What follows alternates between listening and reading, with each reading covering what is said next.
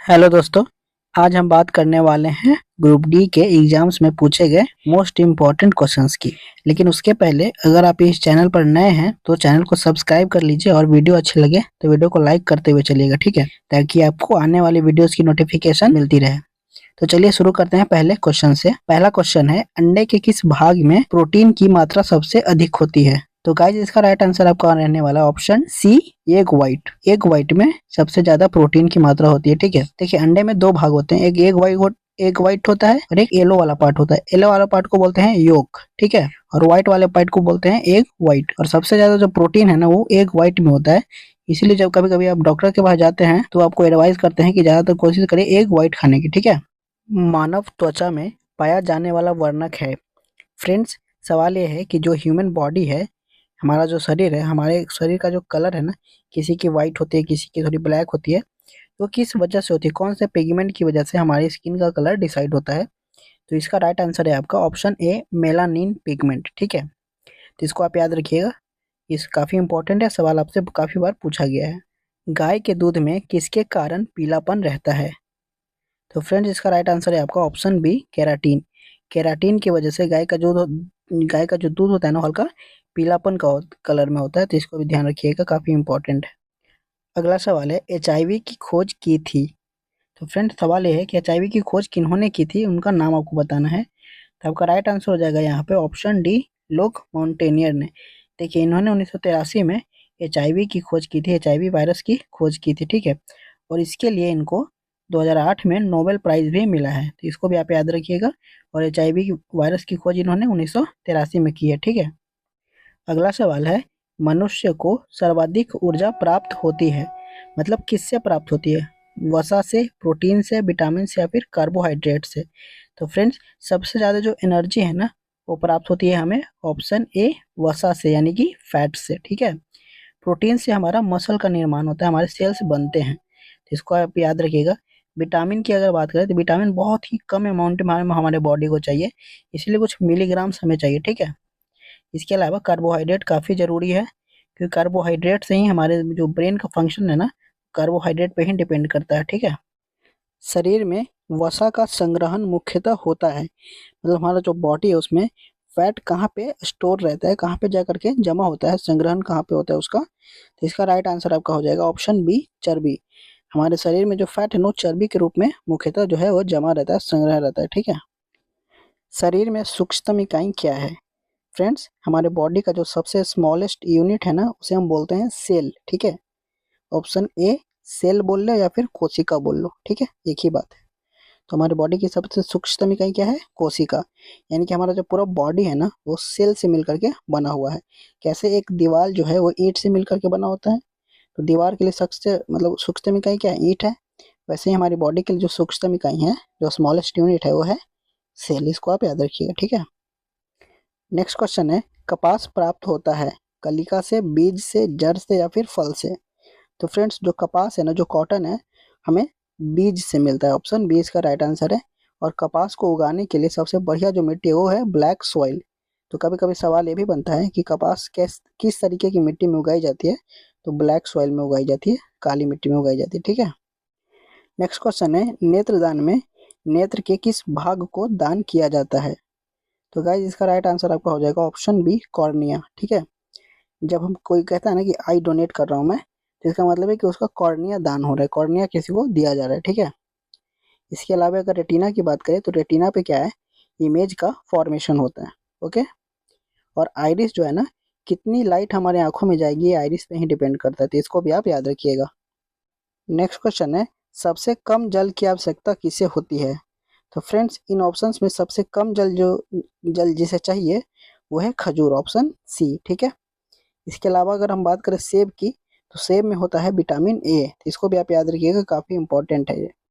Liver में भविष्य के लिए कौन सा विटामिन भंडार रहता है? तो फ्रेंड्स हमारा जो लीवर है ना वहाँ पर विटामिन ए जो है वो स्टोर होता है फ्यूचर यूज़ के लिए, ठीक है, तो इसको आप याद रखिएगा। वहीं पे अगर हम बात करें कि मतलब इन सब का आपसे साइंटिफिक नाम पूछता है, तो विटामिन सी का साइंटिफिक नाम है स्कॉर्बिक एसिड, विटामिन ए का साइंटिफिक नाम है रेटिनॉल, विटामिन ई का साइंटिफिक नाम है टोकोफेरॉल, और थायमीन खुद एक मतलब साइंटिफिक नाम है किसका? तो विटामिन B1 का, ठीक है, तो इसको आप याद रखिएगा। चर्म रोग किस विटामिन की कमी के कारण होता है? तो गाइस इसका राइट आंसर आपका है option D, vitamin B6। Vitamin B6 के कारण जो है ना वो स्किन डिजीज यानी कि चर्म रोग हो जाता है, ठीक है। विटामिन सी के कारण होता है, जो दांत त्वचा में जो प्रॉब्लम होता है ना उससे, वो विटामिन सी के कारण होता है, इसको आप याद रखिएगा, ठीक है। और विटामिन सी का साइंटिफिक नाम है एस्कॉर्बिक एसिड। और ये विटामिन सी जो है ना हमेशा खट्टे फलों में आपको मिलेगा, ठीक है। इसको भी याद रखिएगा, खट्टे फलों में हमेशा विटामिन सी होता है। नेक्स्ट क्वेश्चन है, शुक्राणु का निर्माण कहाँ होता है? फ्रेंड्स ये जो स्पर्म है ना इसका निर्माण होता है ऑप्शन ए, वृषण यानी कि टेस्टीज में, ठीक है। और टेस्टीज में ही ना मेल सेक्स हार्मोन यानी कि टेस्टोस्टेरोन का भी फॉर्मेशन होता है, इसको भी आप याद रखिएगा, ठीक है। विश्व मलेरिया दिवस कब मनाया जाता है? तो फ्रेंड्स वर्ल्ड मलेरिया डे हम मनाते हैं 25 अप्रैल को, ठीक है। इसके अलावा कुछ इंपॉर्टेंट डेज हैं जो आपको पता होने चाहिए, तो मैं आपको बताता हूँ, आप लिखते चलें। 10 जनवरी को हम वर्ल्ड हिंदी दिवस मनाते हैं, विश्व हिंदी दिवस, ठीक है। 25 जनवरी को हम मनाते हैं नेशनल वोटर डे। 4 जनवरी को हम मनाते हैं विश्व ब्रेल दिवस। जो अंधे लोग होते हैं जो देख नहीं पाते उनके लिए जो लिपि लाई गई थी, लुई ब्रेल ने लाई थी, ठीक है, उन्हीं के सम्मान में 4 जनवरी को विश्व ब्रेल दिवस हम मनाते हैं, ठीक है। 4 फरवरी को हम कैंसर डे मनाते हैं और 22 अप्रैल को वर्ल्ड अर्थ डे हम मनाते हैं, 22 अप्रैल को, ठीक है। ये सारे इंपॉर्टेंट डेज हैं, आप इनको याद रखिएगा। दाढ़ी मूंछों का निकलना किस हार्मोन से संबंधित है? तो फ्रेंड्स दाढ़ी मूंछों का निकलना जो है ना वो ऑप्शन सी, टेस्टोस्टेरोन से संबंधित है, तो इसको याद रखिएगा। इंसुलिन की कमी से हमारे बॉडी में शुगर की मात्रा जो है वो बढ़ जाती है, ठीक है। तो जब भी इंसुलिन की मात्रा घटती है तो किसी को डायबिटीज हो जाता है, तो इस बात को आप याद रखिएगा।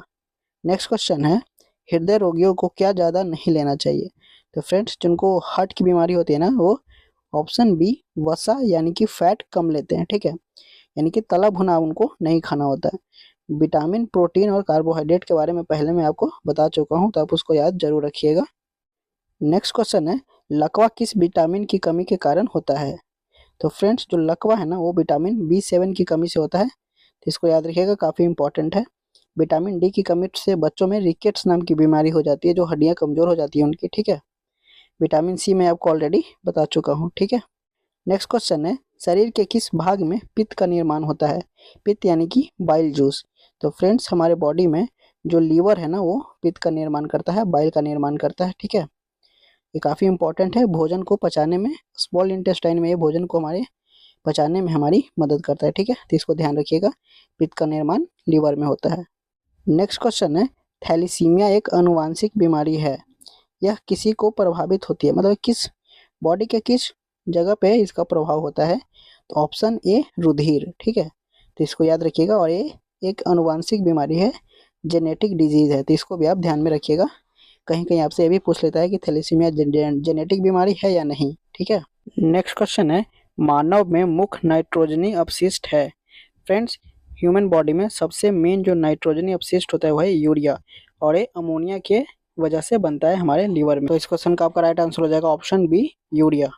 नेक्स्ट क्वेश्चन है, सबसे बड़ी आंख किस स्तनधारी की होती है? फ्रेंड्स सबसे बड़ी आंख वाला मैमल सबसे पूछ रहा है, तो इसका राइट आंसर है आपका ऑप्शन सी, हिरन। हिरन एक ऐसा स्तनधारी है जिसका सबसे बड़ी आंख होती है, ठीक है, तो इसको आप याद रखिएगा। नेक्स्ट क्वेश्चन है, CO2 के उत्सर्जन में सर्वाधिक योगदान करने वाला देश कौन है? तो फ्रेंड्स ये जो CO2 है ना इसकी वजह से सबसे ज़्यादा ग्लोबल वार्मिंग पूरे दुनिया में बढ़ रहा है, ठीक है। और ये सबसे ज़्यादा इसका उत्सर्जन है ना वो अमेरिका करता है, तो इसको भी आप याद रखिएगा, ऑप्शन ए, USA, ठीक है।